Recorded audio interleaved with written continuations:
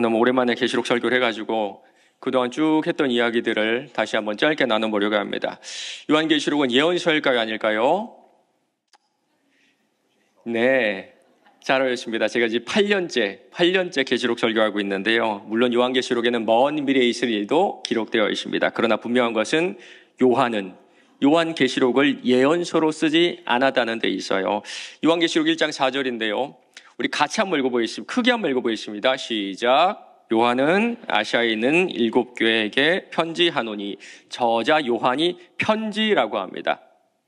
여러분, 그렇죠? 요한계시록을 쓴 요한이 편지라고 합니다. 예언서가 아니에요. 특별히 그 당시 유행하던 묵시문학의 형태로 7교회 성도들에게 쓴 편지가 바로 요한계시록입니다. 요한은 세상에 없는 것들을 보고 들었기 때문에 직접적으로 설명하기 불가능했어요. 그래서 상징적 표현들로 묘사할 수밖에 없었습니다. 그리고 그 상징의 대부분은 구약 성경에서 가져왔어요. 요한계시록은 구약 성경을 300번 이상 인용하고 있거든요. 요한계시록이 어려운 이유가 바로 여기 있습니다. 우리가 구약 성경에 대한 지식과 이해가 좀 부족하기 때문에 그렇습니다.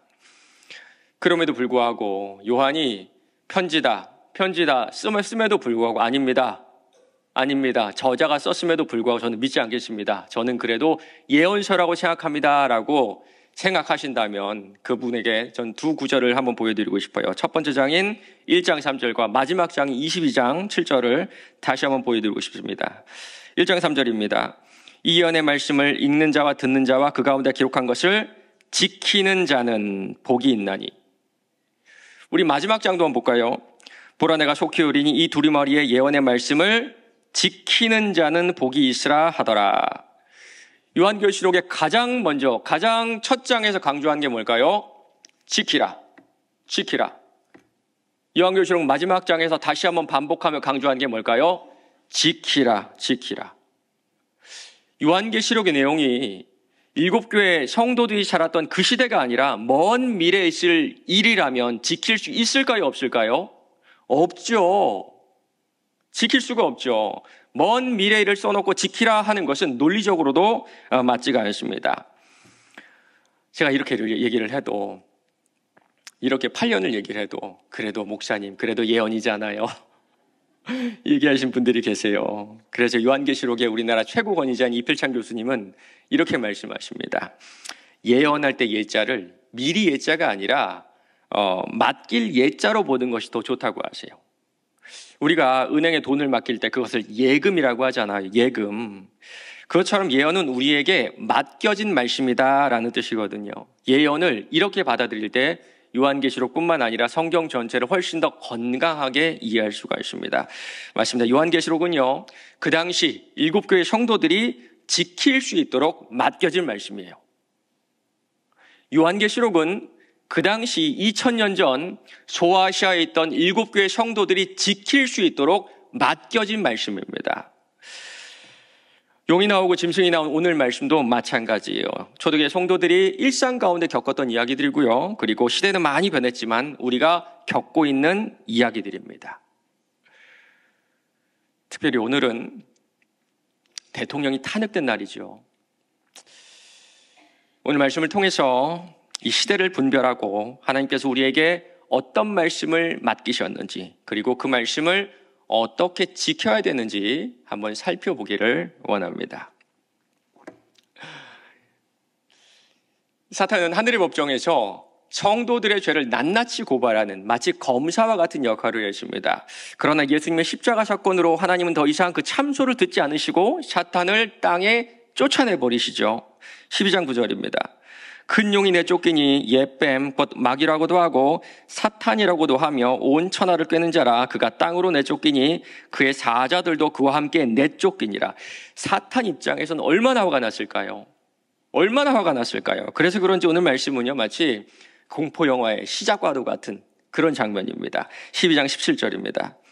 용이 여자에게 분노하여 돌아가서 그 여자의 남은 자손 곧 하나님의 계명을 지키며 예수의 증거를 가진 자들과 더불어 싸우려고 바다 모래 위에 서 있더라. 용이 여자의 자손, 그러니까 교회와 싸우려고 바다 모래 위에 서 있다 그러죠.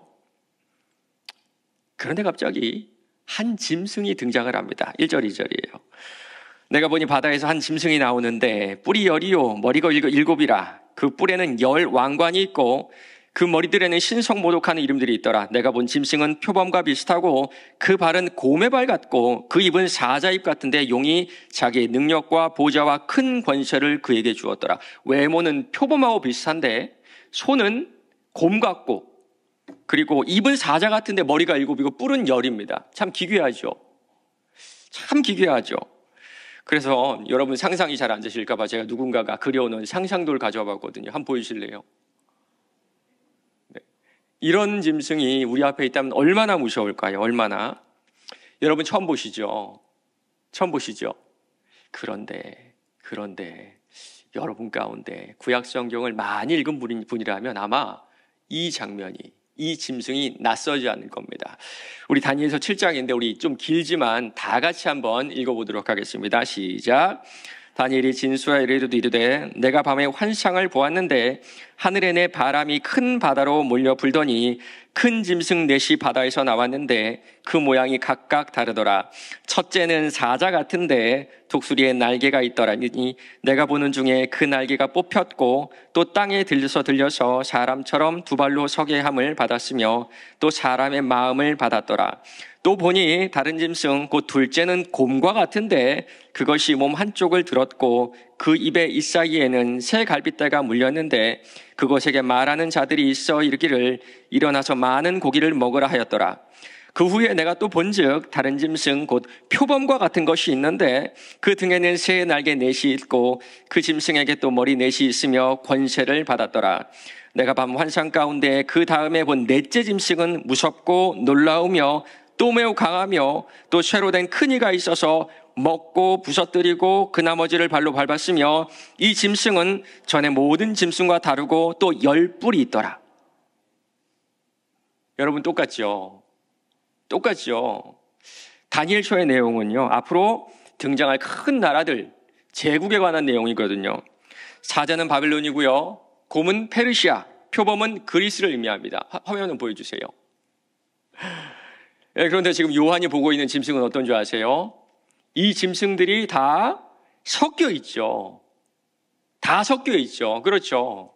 이게 무슨 뜻일까요?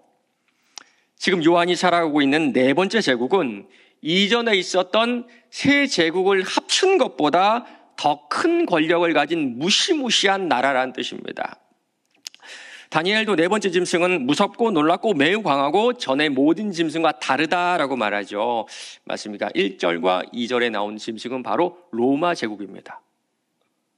1차적으로는 로마 제국입니다. 그러나 성경은 어느 시대나 누구에게나 진리가 되죠. 1차적으로는 로마 제국이지만 요한이 본 짐승의 환상은 하나님의 백성을 압제하는 모든 정치 권력을 의미합니다. 하나님의 백성을 압제하는 모든 정치 권력을 의미합니다. 그레고리 비일의 이야기를 한번 들어보세요. 사탄의 사악함은 아수르, 이집트, 바벨론, 바사, 헬라, 소돔, 로마 등 여러 나라를 통해 표현됐다. 이러한 악의 체계는 미래의 세상 나라에서도 계속해서 나타날 것이며 이 땅의 경제적, 사회적, 종교적 구조에서도 그 악을 표출할 능력이 있다. 역사적으로도 그렇죠. 개인이든지 한 나라든지 권력과 힘이 집중되면 여지없이 끔찍한 일들을 자행해 왔습니다. 우리 19세기에 세계의 지배자였던 영국은 어떻습니까? 여러분, 영국은 신사의 나라죠. 다른 나라를 신사적으로 아주 관대하게 대했을까요? 그렇지 않죠. 수많은 나라들을 식민지로 삼고 영국이 행한 만행들은 정말 눈 뜨고 볼 수 없을 정도입니다. 미국은 어떨까요? 참 멋있고 아름다운 나라죠. 그런 아프리카를 침략해서 무고한 사람들을 노예로 사고 팔았습니다. 사진 보여주세요. 이것이 그 당시에 사용되던 노예선을 이렇게 옮겨놓은 건데요. 얼마나 끔찍한가요? 얼마나 끔찍한가요? 권력을 가진 인간도 마찬가지였습니다. 히틀러도 그랬죠. 마오쩌둥도 그랬죠. 스탈린도 그랬죠. 한 사람의 인간이 수백만 명, 수천만 명을 살해했습니다. 타국을 향해서만 이렇게 악행을 해왔을까요? 그렇지도 않은 것 같습니다. 캄보디아의 킬링필드를 한번 들어보셨을 것 같아요. 1970년대에 폴포트라는 사람이 캄보디아의 지도자가 되었는데 자기와 정치 이념이 다른 사람들을 학살했는데 무려 캄보디아 인구의 4분의 1을 죽였습니다. 4분의 1. 폴포트 외에도 군대의 힘으로 정권을 탈취하고 국민들에게 총을 쏜 역사적인 인물들이 얼마나 많습니까? 막을 방법이 없어요. 더 강한 국가가 힘으로 압제할 때 약소국으로서는 막을 방법이 없습니다. 막을 방법이 없습니다. 한 나라의 통치자가 칼과 총으로 국민을 압제할 때 한 명의 국민으로서는 막아낼 방법이 없어요. 맞습니다. 이런 나라와 통치자들이 짐승으로 묘사되고 있는 거예요.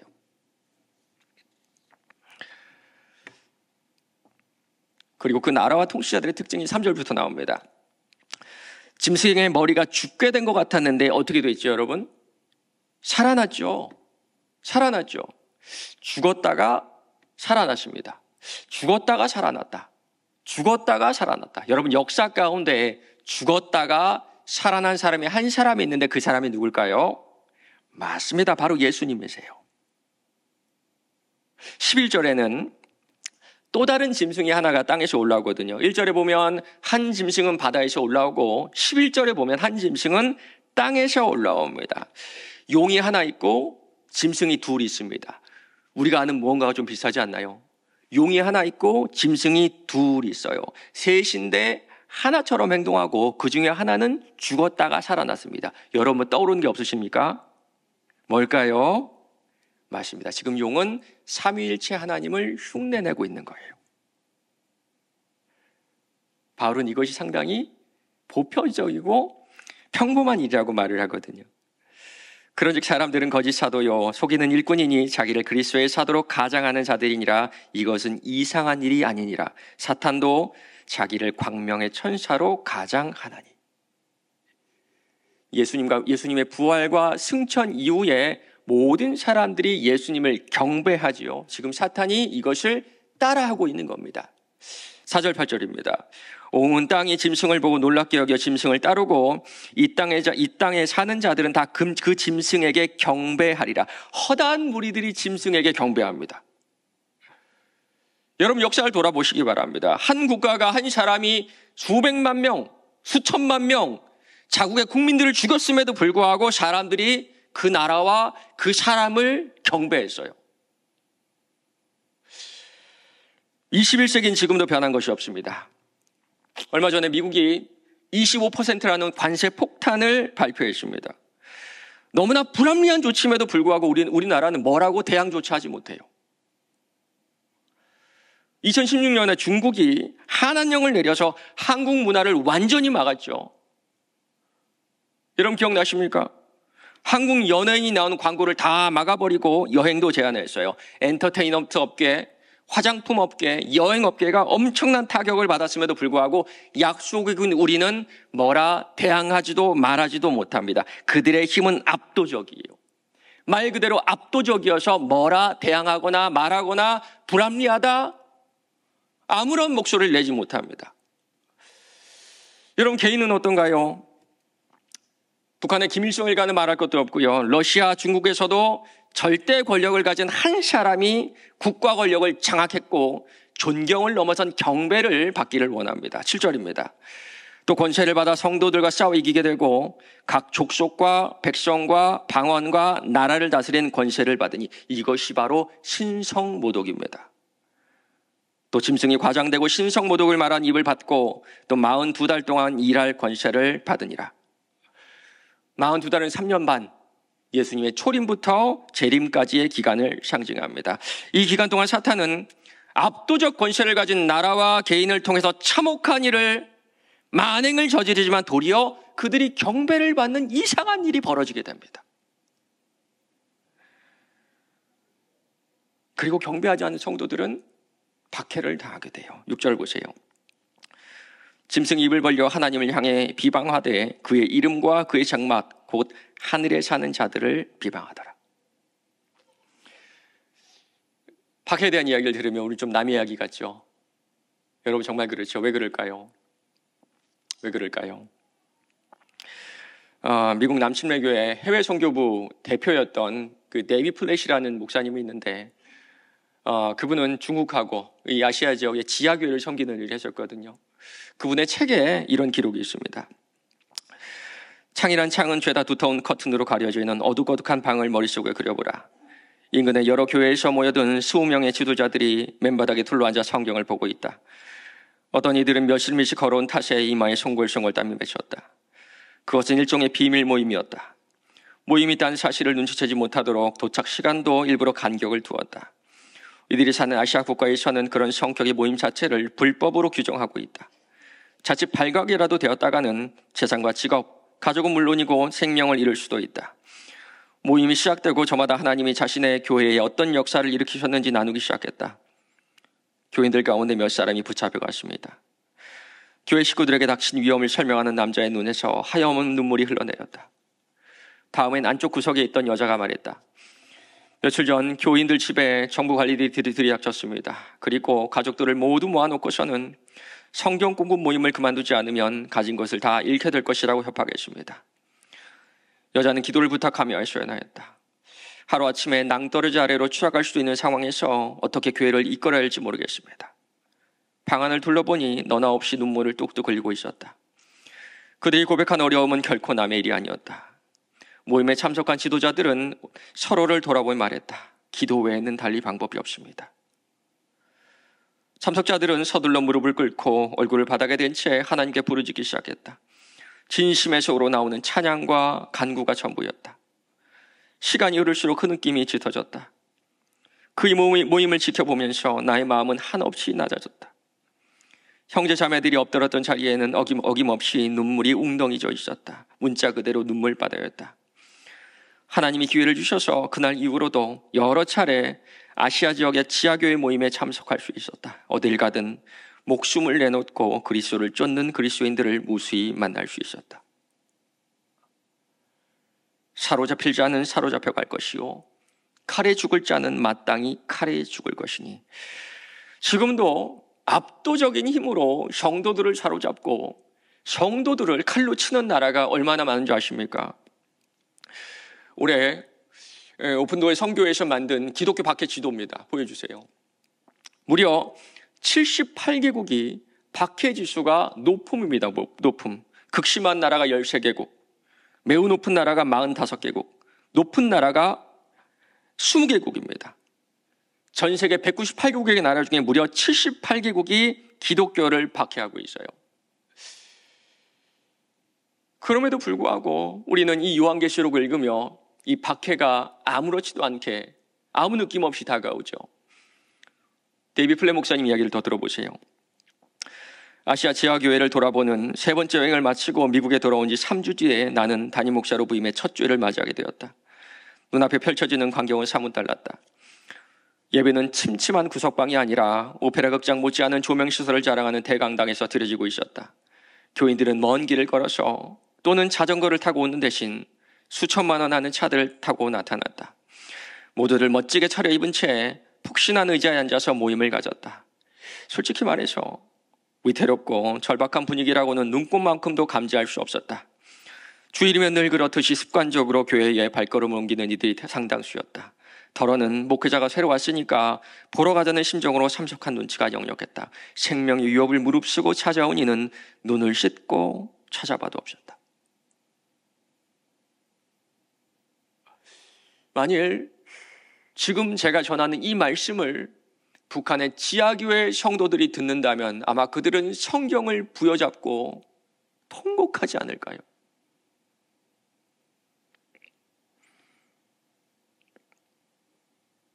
그러나 박해가 전혀 없는 우리나라에도 사탄은 우는 사자와 같이 두루다니며 또 다른 방법으로 우리를 사로잡고 또 다른 방법으로 우리를 칼로 내리치고 있음을 기억해야 됩니다.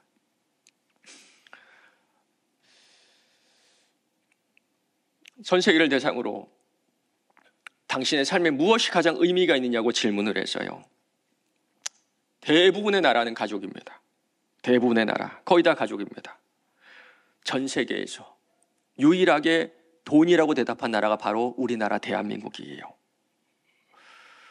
돈이 돈의 역할과 지위를 넘어 경배의 대상이 되었다는 뜻이 아닐까요?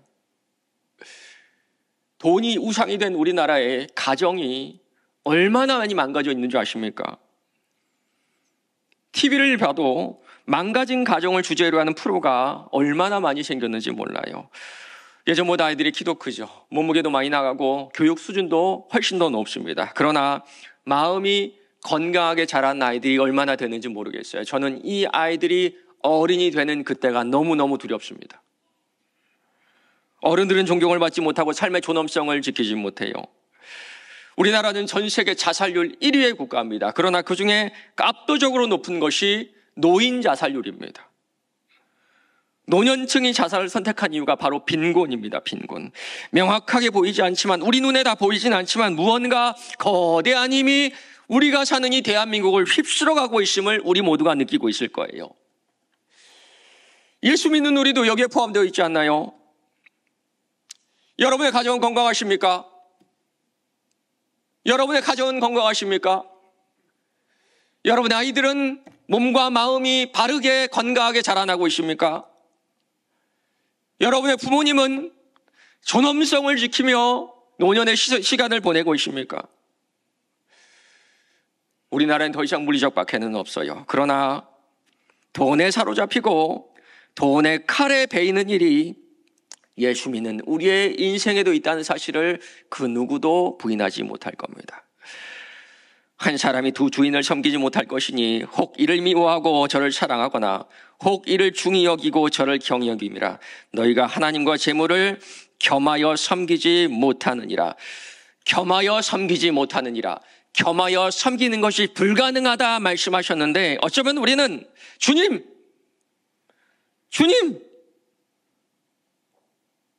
우리는 겸하여 섬기지 않을 수 없습니다. 주님 살아보니 겸하여 섬기지 않을 수 없습니다. 이렇게 기도하는 것이 우리의 기도 제목인지도 모릅니다. 지금 이 편지를 받았던 아시아교회 성도들은 영적으로 무기력한 상태에 있었고 타협했고 우상 숭배에 개방적이었어요. 우리도 그런 것 같습니다.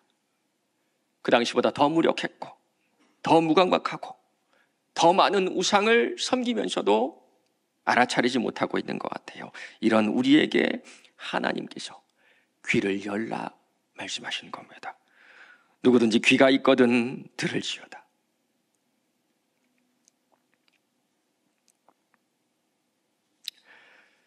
그런 한 가지 기억해야 할 것이 있습니다. 오늘 요한이 이 편지를 쓴 이유는 심판의 메시지를 전달하고 우리를 질책하기 위함이 아니라는 거예요. 도리어 본문에서 우리에게 말해주고 싶은 것은 하나님의 백성의 고난입니다. 이 종말의 시기에 생명책에 이름이 적힌 성도는 어떠한 모양으로라도 고난을 받을 것이고, 하나님은 이 고난을 통해 가라지들을 날려버리고 알곡만 남겨두시길 원하세요. 총신대학교 이상훈 교수님 이야기를 들어보세요. 어린 양의 생명책의 이름에 기록된 자들은 환난의 바람이 불어오면 더욱더 정신을 차리고 주님께 붙어 있으려고 합니다. 그래서 환난을 통해 누가 선택받은 하나님의 백성인지 아니면 신자인 척했는지 분명하게 드러납니다. 시련을 통과하지 않은 신앙은 믿을 수 없습니다. 사로잡힐 자는 사로잡혀 갈 것이요, 칼에 죽을 자는 마땅히 칼에 죽을 것이니, 신자는 사로잡혀 갈 수 있고 칼에 죽을 수도 있습니다. 기독교를 박해하는 지역에서는 실제로 사로잡혀 가고 실제로 칼에 죽고 있어요. 그러나 박해가 없는 대한민국에서도 믿음을 지키는 성도들은 다른 모양으로 사로잡히고 다른 모양의 칼에 영혼과 생명의 위협을 받고 있을 것이다, 고난을 받고 있을 것이다 라고 말씀하세요.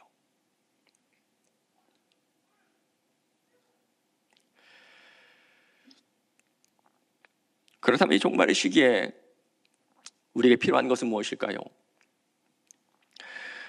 이 수많은 사람들이 돈을 통해서, 권력을 통해서 무엇을 얻고 싶어 하는지 곰곰이 생각해 보았습니다. 저는 그것이 평안함이라고 생각해요. 평안함, 안전함, 안정감, 무탈함, 뭐 비슷한 말이겠죠. 이 평안함이라는 단어는 히브리어로 샬롬입니다. 샬롬. 그런데 샬롬이라는 단어가 어디서 왔는지 아십니까? 대가를 지불하다라는 단어에서 이 말이 왔어요. 대가를 지불해 얻을 수 있는 것이 평안함이라는 뜻이겠죠. 맞습니다. 이 종말의 시기에 우리에게 필요한 것은 대가를 지불하는 겁니다. 이 종말의 시기에 주님은 우리에게 말씀을 맡기셨고 그 말씀은 아마도 누구나 아는 말씀일 거예요. 성경 깊숙이 숨겨진 말씀, 해석하기 어려운 말씀, 이해하기 어려운 말씀이 아니라 우리가 어릴 때부터 들어왔고 모두가 알고 있는 그런 말씀일 겁니다. 그 말씀에 순종하기 위해서 합당한 대가를 치러야 됩니다. 누군가를 사랑하려면 엄청난 희생을 치러야 됩니다. 가족을 사랑함에 있어서도 많은 희생을 치러야 되는데 우리가 가족 외에 타인을 사랑한다면 그 희생은 어마어마할 것 같아요. 누군가를 용서하기 위해서는 큰 손해를 봐야 됩니다. 가족을 용서하는데도 우리는 많은 손해와 많은 상처를 받아야 돼요. 그럼에도 불구하고 우리가 내 이웃을 용서하려면 그 손해와 그 상처는 이루 말할 수 없을 겁니다. 예수님은 우리에게 서로 받으라고 하세요. 이해해서 받으라고 하지 않으세요. 그 사람을 설득해서 나와 똑같이 되면 받으라고 하지 않으세요. 그 모습 그대로 받으라고 하세요. 나와 전혀 다른 그 사람을 그 모습 그대로 받으려고 한다면 우리가 봐야 될 상처와 아픔, 희생은 이루 말할 수 없을 겁니다. 우리 하나님은 돈은 일만하게 뿌리라고 하세요. 내 이웃을 내 몸처럼 사랑하라고 하세요. 우리 주님은 이 종말의 시대에 이 말씀을 우리에게 맡기셨고 이 말씀을 우리가 대가를 치르며 지켜내기를 원하시는 겁니다. 맞습니다. 하나님 말씀은 단 하나도 대가를 치르지 않고는 지켜낼 수가 없는 말씀이에요. 믿음은 아무런 위기가 없는 무료한 삶에 있지가 않습니다. 너희는 스스로 조심하라. 그렇지 않으면 방탕함과 술 취함과 생활이 염려로 마음이 둔하여지고 뜻밖의 그날이 덫과 같이 너에게 임하리라. 이날은 온 지구상에 거하는 모든 사람에게 임하리라. 이러므로 너희는 장차올 이 모든 일을 능히 피하고 인자 앞에 서도록 항상 기도하며 깨어있으라 하시니라. 수많은 그리스도인들이 인생의 즐거움과 생활의 염려 사이를 오가며 살아갑니다. 그러나 지금도 믿음과 인내를 오가며 사는 그리스도인들이 있어요. 물리적 박해가 있고 없고를 떠나서 주의 말씀에 순종하기 위하여서 인내하며 다시 그 인내를 위한 믿음을 구하는 성도들이 있다는 것입니다. 사랑하는 여러분, 주님은 사로잡히고 칼로 죽는 그곳에서 믿음을 보겠다고 하세요. 희생하고 손해보는 그곳에서 믿음을 보겠다고 하세요. 대가를 지불하는 그곳에서 믿음을 보겠다고 하세요. 그러나 인자가 올 때에 세상에 믿음을 보겠느냐? 인자가 올 때 세상에서 믿음을 보겠느냐? 여러분은 주의 이 말씀에 무엇이라 답하시겠습니까? 말씀 맺겠습니다. 오늘 말씀을 통해서 두 가지를 적용하고자 합니다. 먼저는 박해를 당하는 성도를 위해서 기도해 주시기 바랍니다. 짐승과 같은 북한 정부로부터 환난을 당하는 북한의 동포들을 위해서 기도해야 됩니다. 짐승과 같이 마치 신처럼 중국을 장악하고 있는 지도자와 그 정부에게 박해당하고 있는 중국의 그리스도인들을 위해서 기도해야 됩니다. 예수를 믿으면 언제든지 죽을 수 있지만 그럼에도 불구하고 예수 그리스도를 구주로 고백하는 이슬람의 그리스도인들을 위해서 기도해야 됩니다. 여전히 박해를 당하면서도 예수를 구주로 고백하는 78개국의 성도들을 위해서 기도해야 됩니다. 그들이 끝까지 인내하며 끝까지 주님께 믿음을 보일 수 있도록 기도해 주시기 바랍니다. 두 번째는 우리를 위해서 기도해야 됩니다. 우리가 산 대한민국은 물리적 박해는 없지만 이보다 더 무서운 유혹의 시대에 우리는 살고 있어요. 저는 이 시대에 우리에게 꼭 필요한 성령의 열매가 충성이라고 생각합니다. 출석을 넘어선 충성, 봉사를 넘어선 충성, 섬김을 넘어선 충성, 좀 미련해 보일 정도로 하나님께 충성하셨으면 좋겠어요. 다 이해되지 않아도, 그럴 만한 사정이 되지 않아도 충성할 수 있는 이 땅에 태어난 우리가, 충성할 수 있는, 마음껏 충성할 수 있는 자유를 가진 우리가 이 교회에, 이 하나님 앞에 충성했으면 좋겠습니다. 사람이 마땅히 우리를 그리스도의 일꾼이요 하나님의 비밀을 맡은 자로 여길지어다. 그리고 맡은 자들에게 구할 것은 충성이니라. 종말의 시대입니다. 주님께 온 마음으로 충성하며 인내로 믿음을 보여드릴 수 있는 저와 여러분 되시길 바랍니다.